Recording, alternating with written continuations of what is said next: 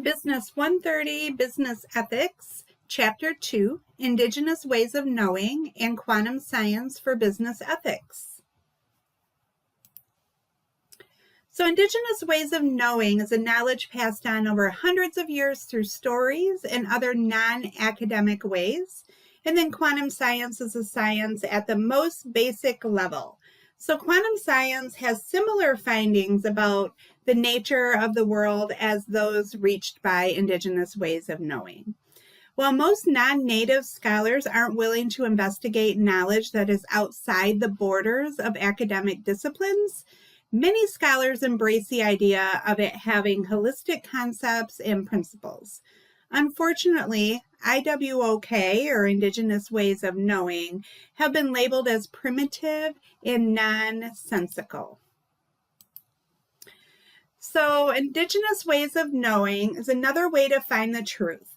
I said labeled as primitive and nonsensical, determined to be illogical nonsense to Western science. It must be guarded to protect Indigenous knowledge from non-native scholars using parts of it that fit with their own viewpoints. It is impossible to use non-tribal education and logic to fully understand Indigenous ways of knowing. In order to do this, you must completely forget what you have learned in the past and open your mind to all possibilities. So individuals are free to make choices. And that freedom to make choices is really the ultimate freedom. We all know that if we tell a child not to touch a hot fire, they will probably experiment and feel the pain of a potential burn. However, if we tell them a story about someone getting burned, the chances are greater that they will not try to experience the consequences.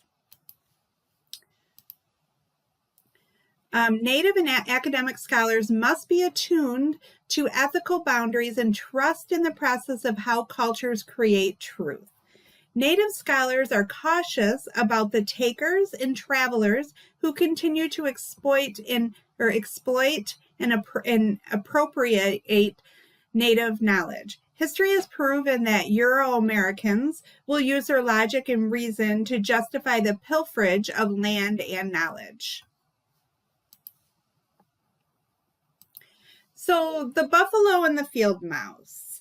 I'm not going to read this to you since you'll have the slides and you can read it yourself. I just want to show you something real quick.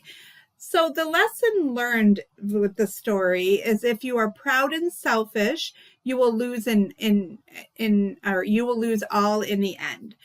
This is a traditional Lakota story that has been passed down for thousands of years.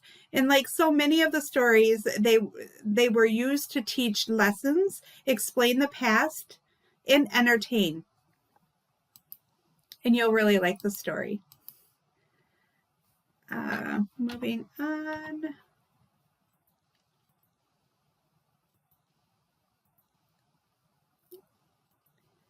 Getting there. All right. Well, those are the end. That's the end of the slides. Thank you.